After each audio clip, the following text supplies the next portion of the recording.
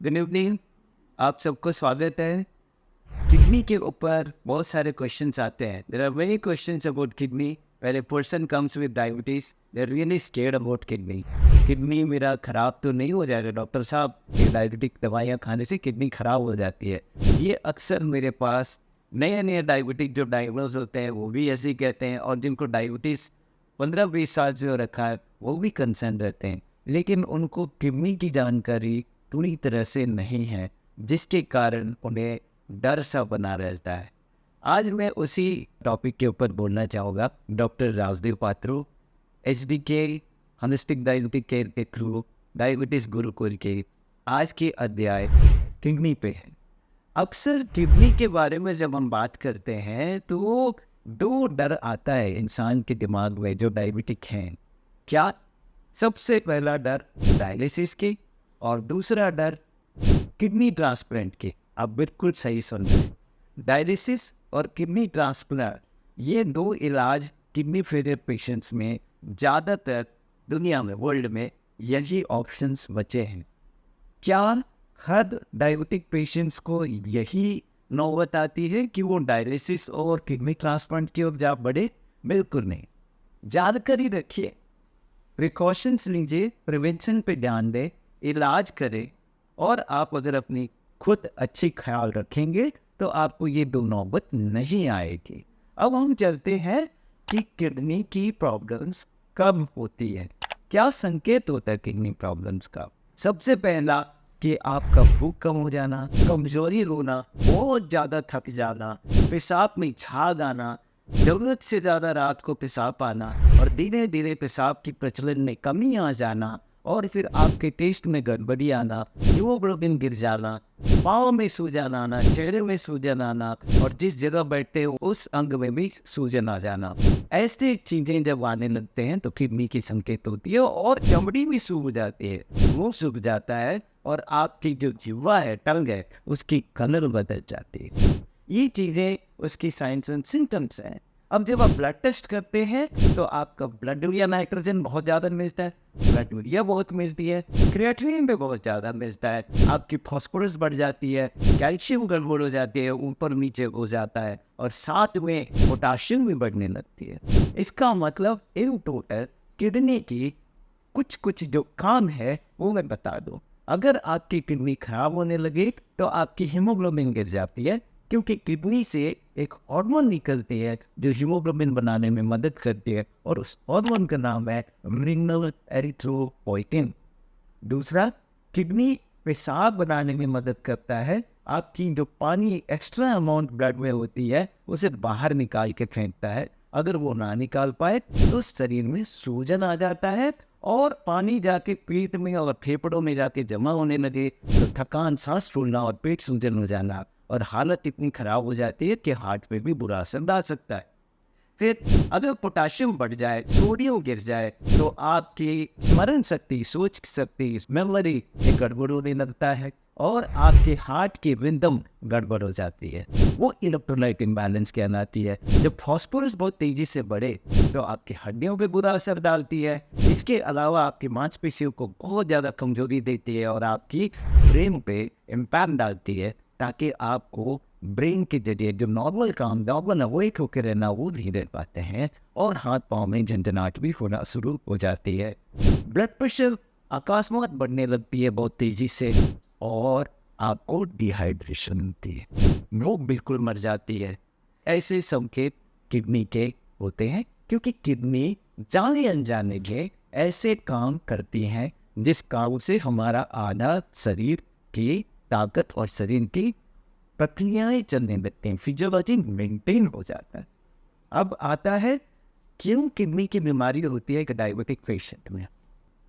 देखिए, type 1 diabetic patient जो होता है, 1/3 टाइप डायबिटिक पेशेंट्स में उसके लाइफ टाइम में किडनी की बीमारी होने की रिस्क होती है, और टाइप 2 डायबिटीज़ में आधी पॉपुलेशन टाइप 2 डायबिटीज़ किडनी की बीमारी के चपेट में आ जाते हैं। किडनी की बीमारी दो कारण से हो सकता है, खून की नलियों के अंदर के बदलाव से, या जो किडनी के अंदर जो टिश्यू होता है, जो जिसे हम ग्लोमेरुलाई कहते हैं, उसमें पैरेन्काइमा जो टिश्यू बनाती है, जो पार्ट है किडनी के अंदर, उसमें कोई प्रॉब्लम हो जाए तो किडनी खराब होना शुरू हो जाती है।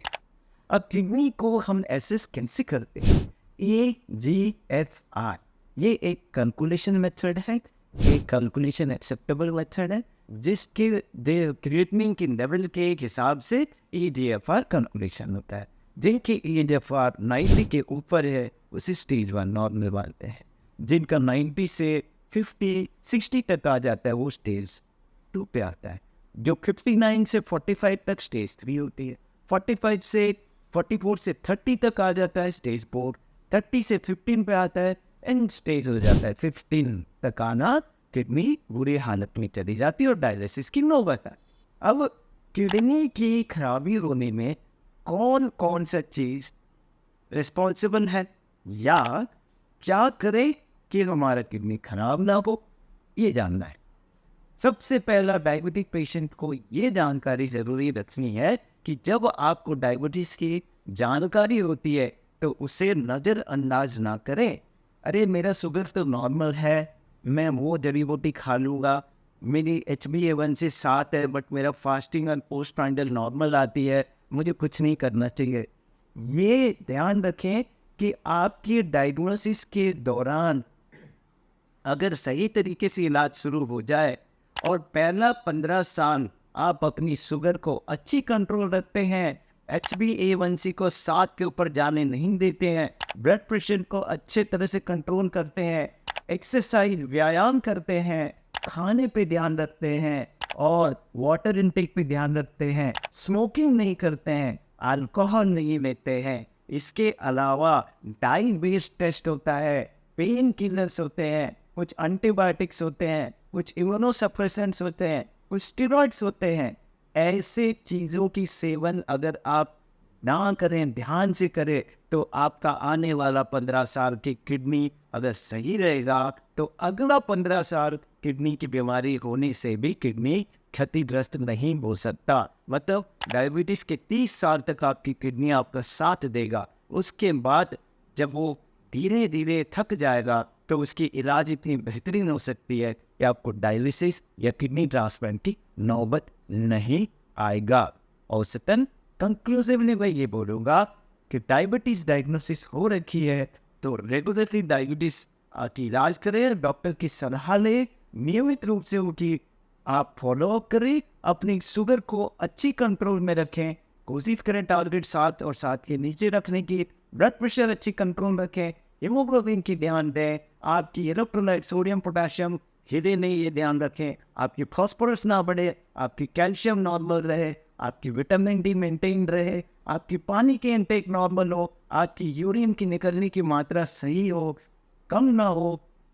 इसके अलावा आपकी स्किन की बीमारी हो रही है, डेंटल की बीमारी हो रही है, मुंह के अंदर छाले पड़ते हैं या आपकी वजन घट जाती है तो तुरंत डॉक्टर से सलाह करें। पेन किलर्स की सेवन बेदखल से ना करें, कुछ एंटीबायोटिक्स है उस पर ध्यान दें, स्टेरॉइड या इम्यूनिटी के रिलेटेड कोई दवाइयाँ हैं तो उनको कोशिश करें ना ले जब जरूरत ना पड़े।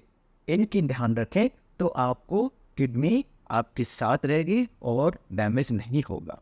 अब क्वेश्चन उठता है कि क्या खाएं क्या नहीं खाएं। देखो बहुत ज़्यादातर केसेस में होता है कि जी फल नहीं खाना चाहिए। देखिए जूस तो हम मना करते हैं लेकिन कोई भी फल की जूस पिएंगे तो पोटाशियम बढ़ेगा। वेजिटेबल्स और फल जिसमें पोटाशियम ज़्यादा हो उसे बहुत कम खाएं अगर आप किडनी के मरीज हैं। और सबसे बड़ा जो चॉइस होता है किडनी की क्रिएटिनिन को कंट्रोल करने में वो है ब्लड यूरिया नाइट्रोजन। आपको पता है कि हम जो प्रोटीन खाते हैं, होलसम प्रोटीन जो खाते हैं वो नाइट्रोजन के साथ आती है। नाइट्रोजन, अमोनिया वो टूटती है, इंडोल, क्रेसोल, पता नहीं क्या क्या बनता है। जो पैकेज फॉर्म में आपको प्रोटीन मिलता है, चाहे वो दाल हो, चाहे वो पनीर हो, चाहे दूध हो, चाहे दही हो, चाहे एनिमल प्रोटीन हो, चिकन, फिश, जो भी आप लेते हैं वो एक होलसम प्रोटीन होता है। उसके अंदर बहुत ज़्यादा नाइट्रोजन की मात्रा होती है, अमोनियम की मात्रा होती है। आपकी अगर EGFR 100 के 120 के ऊपर है तो ध्यान रखें 100 ग्राम की होलसम प्रोटीन कम से कम 15,000 नाइट्रोजन जनरेट करेगी, 15,000 मिलीग्राम नाइट्रोजन जनरेट करेगी। तो आप 100-120 के करीब आपकी EGFR है, खाइए, कोई दिक्कत नहीं है, किडनी आराम से वो नाइट्रोजन को निकाल देगा। उसी तरह से 90 और 60 के बीच में आपका अगर EGFR है तो आप नाइट्रोजन 7,000 तक लीजिए, 7,500 तक लीजिए। इसका मतलब 60 से 70 ग्राम तक प्रोटीन आपका किडनी नाइट्रोजन निकाल सकती है। लेकिन जब वो 40 के नीचे आ जाए, EGFR 40 और 30 के करीब हो और उस समय पे आप 50 या 60 ग्राम प्रोटीन खाते हैं, तो किडनी उस नाइट्रोजन को निकालने में फेल हो जाता है। फिर आपकी क्रिएटिनिन बढ़ने लगती है, ब्लड यूरिया नाइट्रोजन बढ़ने लगता है, फिर वो अपनी साइड इफेक्ट्स दिखाता है। इसलिए जो भी आप प्रोटीन खाते हैं वो नाइट्रोजन कितना अंदर बनाएगी, वो क्रिएटिनिन को मदद करता है बढ़ने में और घटने में। इसलिए आपको ये ध्यान देना है, हम अगर कोई प्रोटीन की मात्रा देते हैं तो हम नाइट्रोजन फ्री प्रोटीन देते हैं जो टैबलेट फॉर्म में होता है। और सबसे इम्पोर्टेंट चीज ध्यान देना है, आंतें, आपकी आंतों में प्री एंड प्रोबायोटिक की मात्रा होना जरूरी है, क्योंकि किडनी के अंदर प्री एंड प्रोबायोटिक है, वो अलग तरीके से डायलिसिस करती है। आपके गंदे टॉक्सिन जो आंतों के अंदर होता है उसको झाड़ू मार के बाहर निकाल देती है। अगर इंटेस्टाइन के अंदर, आंतों के अंदर प्री एंड प्रोबायोटिक अच्छे से काम करते हैं, वो है अच्छे पॉपुलेशन में, तो आपकी किडनी को बचाने में मदद करता है। किडनी के बारे में और ज़्यादा जानकारी डाइट के साथ और बाकी इलाज के साथ अगली बार फिर मिलूंगा आपसे। Take care, see you again. और कमेंट में ज़रूर आप मुझे प्रश्न पूछते रहें, इंटरेक्शन करते रहेंगे। अच्छा लगता है सब्सक्राइब करें ताकि मुझे लगे कि मैं आपको सही जानकारी दे पा रहा हूँ। धन्यवाद।